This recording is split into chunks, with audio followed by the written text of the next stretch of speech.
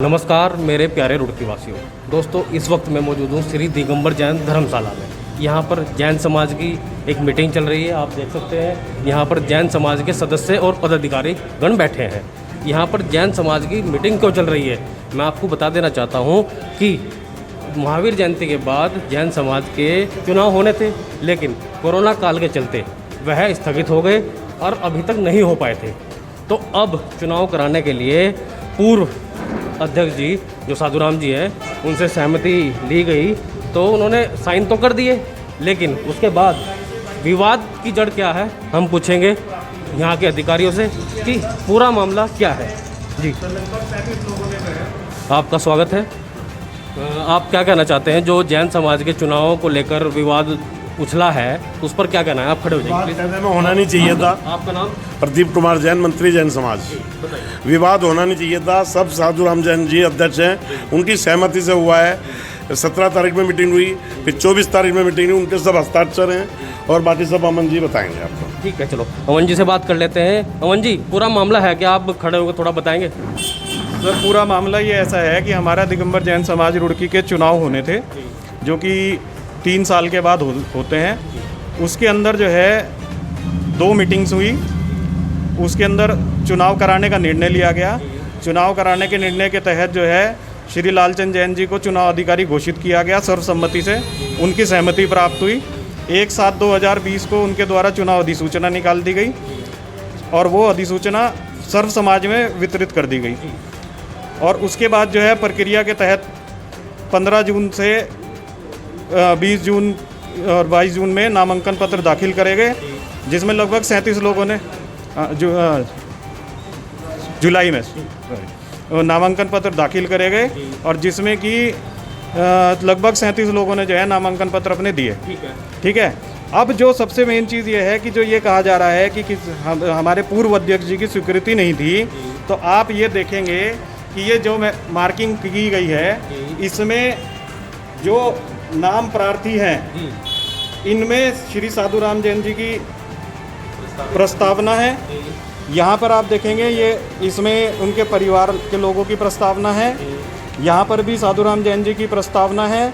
यहाँ अनुमोदन है। जब उन्होंने प्रस्ताव इजाज़त ही नहीं दी और उनके संज्ञान में ही नहीं था मामला, तो उन्होंने प्रस्तावना और अनुमोदन क्यों करा? अगर आप देखेंगे और सब समाज से पूछेंगे, तो जब 3 दिन नामांकन हुआ तो उन्होंने चुनाव अधिकारी के पास बैठ के नामांकन कराया सबका। ठीक है ना। और उसके बाद जब नाम वापसी हुई, उसमें तो लगभग 8-9 लोगों ने अपने नाम वापस ले लिए, तब भी वो वहीं उपस्थित थे उसके अंदर।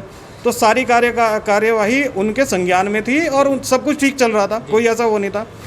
लेकिन जब विरोधी पार्टी या जो भी अन्य लोग थे, जिनको ये लगा कि भाई अब इलेक्शन हम लोग जीत नहीं सकते, कन्वेंसिंग भी करी गई उनके द्वारा। रात को 10-10 बजे तक लोगों के घर भी डाले गए। परसों तक भी कन्वेंसिंग हो रही थी।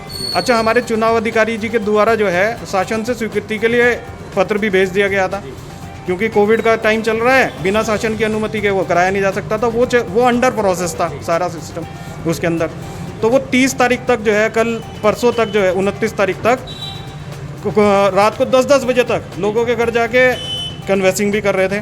लेकिन जब ये लगा कि अब तो हम हार गए, अब हमारी कोई वो नहीं है और ये पूरा समाज एकजुट हो गया और अब कुछ नहीं हो सकता, तो उन्होंने जो है वो शुरू कर दिया। और जो है कि भाई मेरी संज्ञान में नहीं था, मेरे उसमें नहीं था, मेरा तो मर्जी नहीं है। तो ये सब चीज़ें जो हैं, बाकी आप समाज के जो सर्व लोग बैठे हैं। एक छोटी सी बात आपसे पूछना चाहता हूँ। जैसे किसी भी समाज का अध्यक्ष होता है, उसका कार्यकाल पूरा हो जाता है, तो कार्यभार कौन संभालता है उसके बाद? उसके कार्यभार जो है कार्यवाहक मंत्री के पास और चुनाव अधिकारी के पास आ जाता है। संविधान के अनुसार हमारे जैन समाज का रजिस्टर्ड, क्योंकि हमारा जैन समाज रजिस्टर्ड है, कॉन्स्टिट्यूशन है, कॉन्स्टिट्यूशन में लिखा हुआ है कि चुनाव कार्यवाहक मंत्री चुनाव अधिकारी की सहायता से चुनाव संपन्न कराया जाएगा उसके अंदर, दोनों मिलकर। तो अब चुनाव होंगे? चुनाव जरूर होंगे। चुनाव क्यों नहीं होंगे? कब होंगे? जैसे ही हमें माननीय एसडीएम महोदया जी की परमिशन मिल जाएगी, और अब जैसे अनलॉक 3 कल से शुरू हो रहा है 1 तारीख से, तो हमारी अपेक्षा है कि जल्दी हमें चुनाव की परमिशन मिल जाएगी और चुनाव कराए जाएंगे। पूरा समाज एकत्रित है, सारा समाज कह रहा है कि चुनाव कराए जाने चाहिए। देखिए, चुनाव जो है वो समाज की नीड है। चुनाव ये नहीं है कि कोई मेरी चुनाव बनाओगे तो मैं कुछ बन जाऊंगा या कुछ भी। चुनाव तो समाज की नीड है और चुनाव कराने से समाज तरक्की करता है, बाकी कुछ नहीं करता उसके अंदर।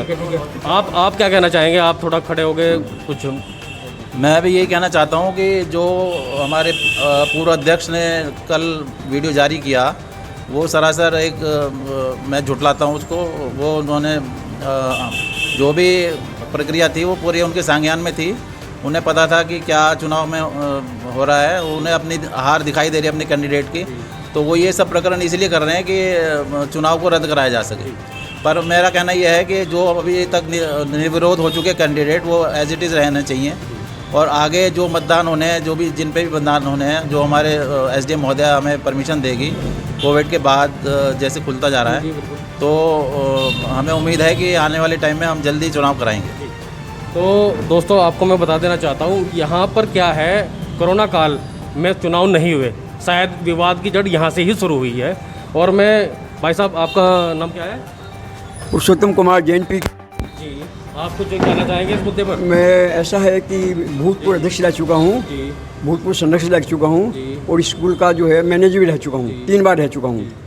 तो जैसे बच्चों ने बताया, बिल्कुल ठीक बताया है सब बातें। अध्यक्ष जी ने जैसे साइन किए हैं कार्यकारिणी में, मतलब उन्होंने सब कुछ काम कर दिया, फिर एक वीडियो जारी करके उन्होंने कहा कि मैंने तो कुछ भी नहीं किया। उसके बारे में क्या कहना? हाँ, उसके बारे में एक वो बिल्कुल झूठ बोल रहे हैं इस मामले में। दूसरी बात यह है कि जैसा आपने बताया कि उन्होंने जो प्रत्याशी खड़े किए थे, जब उन्होंने एसेस कर लिया कि भाई ये हारने वाले हैं, तब वो बोखला करके सब काम कर रहे हैं। पुलिस जाना, यहाँ करना, इलेक्शन रुकवाना, है ना, वो सब तक इसलिए चल रहा है, और कोई बात नहीं। मेन चीज़ यही है। तो देखिए दोस्तों, यहाँ पर जो विवाद है, विवाद की जड़ यही है कि कोविड-19 के चलते चुनाव नहीं हुए हैं, और अब चुनाव को लेकर पूर्व अध्यक्ष साधु राम जी कुछ कहने से कतरा रहे हैं। यानी कि वो कह रहे हैं कि मैंने अभी किसी चीज़ पे हस्ताक्षर नहीं किए, अभी चुनाव नहीं होंगे। वो कर रहे हैं खंडन, और उनकी बात का खंडन किया है समाज ने। आप देख सकते हैं नितिन कुमार रुड़की हब से।